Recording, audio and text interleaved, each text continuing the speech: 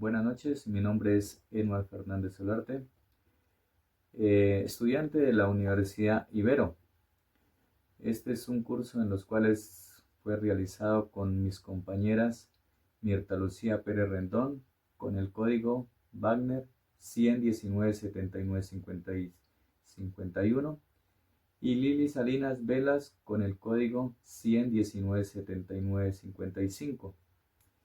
Este trabajo será presentado a la profesora Aura García. El curso es Pedagogías Críticas y Decoloniales. La educación es un fenómeno social que no se puede ser entendida sin considerar su contexto histórico en América Latina. La historia ha sido un factor determinante en la configuración de los sistemas educativos y las prácticas pedagógicas. Para su desarrollo de este tema, es necesario plantearnos principalmente preguntas que nos ayuden a solucionar de acuerdo al tema principal. Y vamos a mirar la primera. ¿Por qué es importante la historia en la educación latinoamericana? La respuesta planteada podría ser que nos permita a los estudiantes comprender sus raíces culturales analizando procesos de cambio social y construyendo una identidad que valore la diversidad y el patrimonio de América Latina donde aún prevalecen territorios. ¿Qué nos quiere decir esto? Que a pesar de todo, nosotros tenemos que mirar nuestras raíces de a dónde ha llegado la educación. Vamos a mirar otro tema. ¿Cómo puede la historia fortalecer la identidad cultural de los estudiantes? Al estudiar los movimientos sociales tradicionales y luchas históricas de América Latina, los estudiantes se conectan con su herencia cultural, lo que fortalece su sentido de pertenencia y les permite valorar la diversidad que caracteriza a su región. Miramos que con estos movimientos sociales lo que se ha querido es que la educación que hay no sea implantada en esta forma. ¿En qué quiere decir? Que no sea una educación rígida para estas regiones. Eso es lo que los movimientos sociales quieren, es que sea una educación para las personas y para su región. Además, el legado colonial en la educación, la colonización de América Latina deja una huella profunda en su sistema educativo. La educación colonial se centró en la imposición de valores europeos y la evangelización de las poblaciones indígenas, lo que resultó en un sistema educativo elitista y excluyente.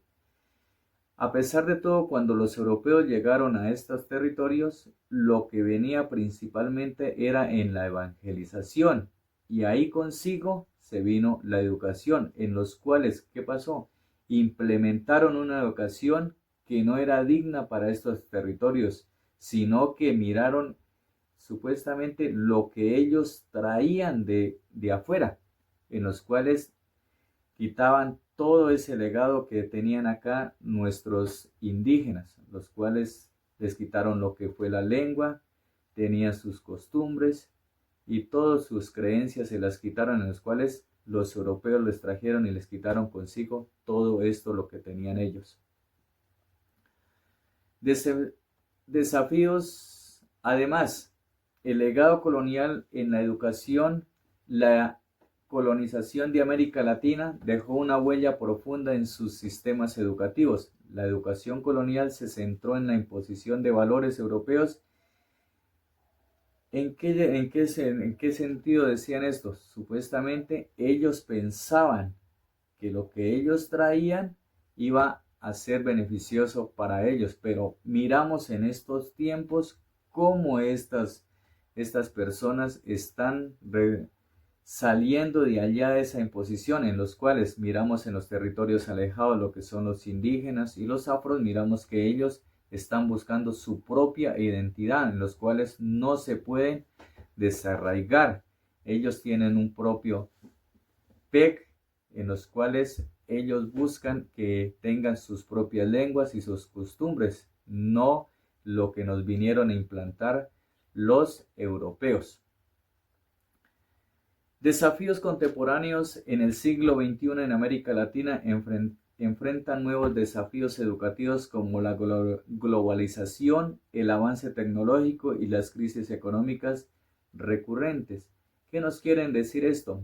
Que a pesar de todos los cambios que han habido, siempre está centrado en lo que son las tecnologías, en los cuales nosotros como educadores debemos que llevar eso consigo. ¿En qué forma? En que no solamente que ya se quedó en los libros, sino que nosotros tenemos que ir escalando unos peldaños en los cuales nosotros tenemos que cada día estar a la par con la globalización. ¿En qué lleva? En que nosotros tenemos que tener una tecnología más avanzada, en los cuales nosotros tenemos que implementar lo que son los computadores, las redes sociales, en fin, un sinnúmero de cosas para que los estudiantes no se queden atrás, sino que siempre lleven a la par. En el siglo XX trajo consigo una serie de reformas educativas en varios países latinoamericanos, impulsadas por movimientos sociales y políticos que buscaban democratizar el acceso a la educación. Estas reformas fueron influenciadas por ideologías como el positivismo y el socialismo que promovían la idea que a la educación debería ser un derecho universal, los cuales lo estamos mirando que solamente esto quedó fue en un papel. Estos en los tiempos en los cuales en muchas partes alejadas de territorios miramos que no es una educación digna para estos niños y niñas, en los cuales hasta en estos momentos no se les ha llevado un cuaderno ni una tecnología para que ellos sean, hablemoslo así, para que tengan un mejor conocimiento. ¿En qué forma se vino a descubrir esto? Cuando llegó el famoso COVID-19, en los cuales a nosotros nos cogió con las manos vacías, en los cuales nosotros no sabíamos qué hacer. ¿Por qué? Porque nos mandaron, como se dice, a dar unas clases en las cuales nosotros no estábamos presentes, sino que teníamos que hacerlo por medio de guías.